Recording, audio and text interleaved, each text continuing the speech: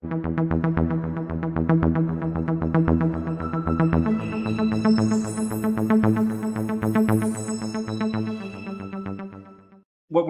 the podcast is early days, but we wrap it up usually with the good, the bad, and the ugly. So it's usually like what we think the good, the bad, and the ugly is of Magic now, or the good, the bad, the ugly of like your career, or whatever you want it to be.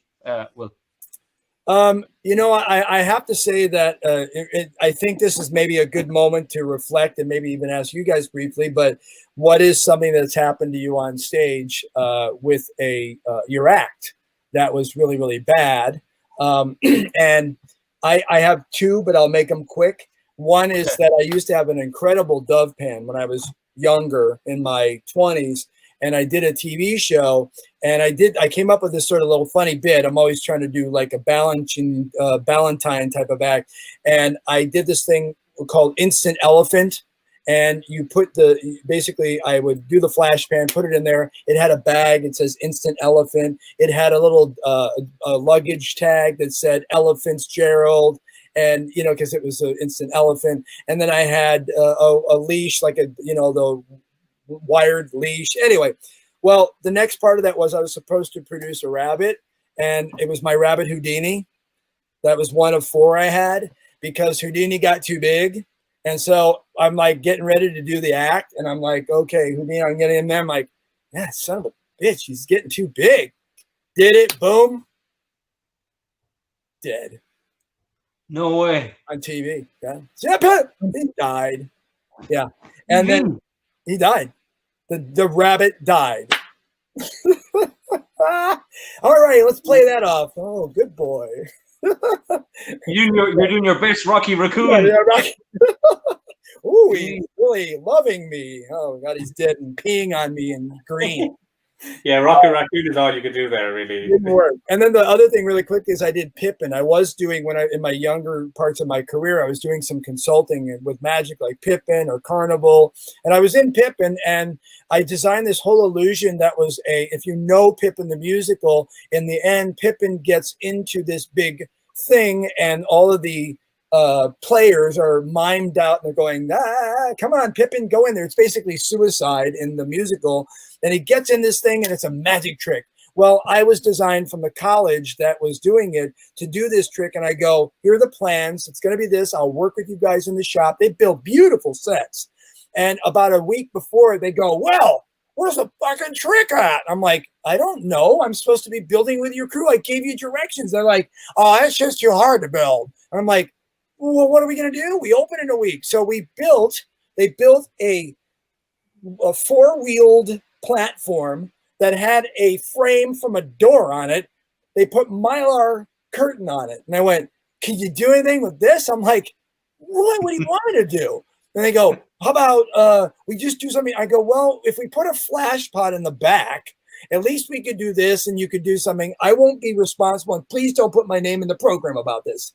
So what we did was we did like 20 performances, and I had flash things put together with magnesium. So it was boom, not a lot of smoke. Well, what happened was the guys doing that started using black powder. So the Sunday crowds, which you call the blue hairs, were basically there. They're old. And basically I did the first one, and I went behind the curtain, and I don't know why I did this, but that day I decided to do a start your own match, the clip.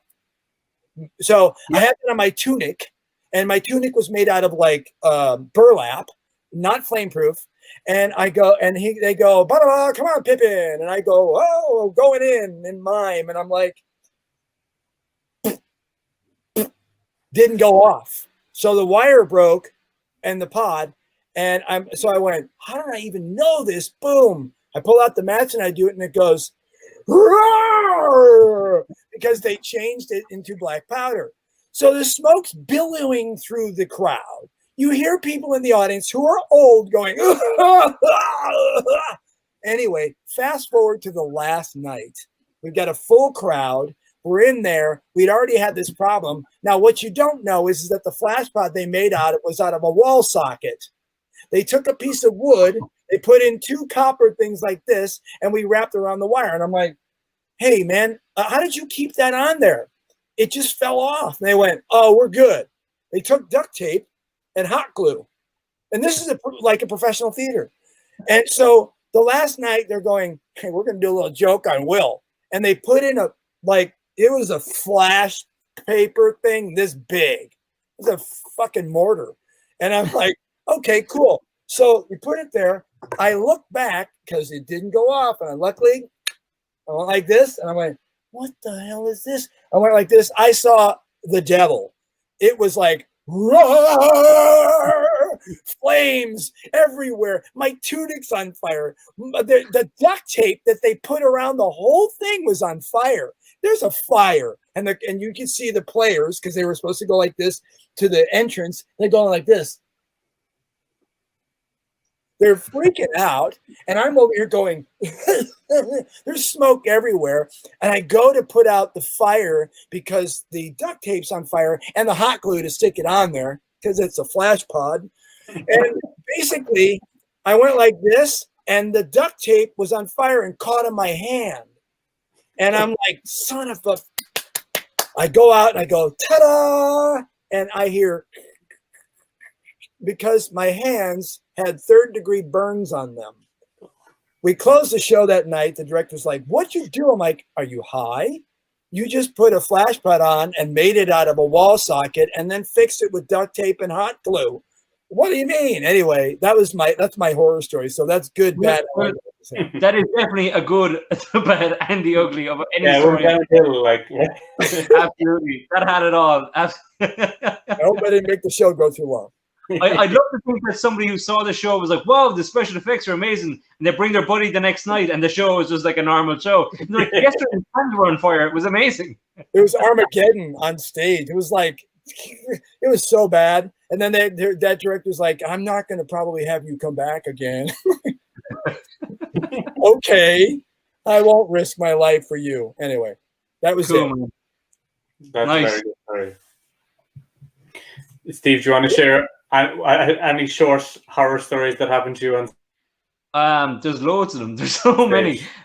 One actually, because it's related to Dave, is I went down to do a show with Dave one time down in Cork, where Dave is from, and he was like, "Just do something. You know, you're only doing a spot in the show, so just do whatever you want to do." So I was like, "Maybe I'll do a card stab," and he was like, "Oh yeah, cool." So he was like, "What knife are you going to use?" I was like, "Oh, probably this dagger thing that I had." And we showed it to him, and we worked out what handling. I was going to do like the Max Malini type for anyone who knows.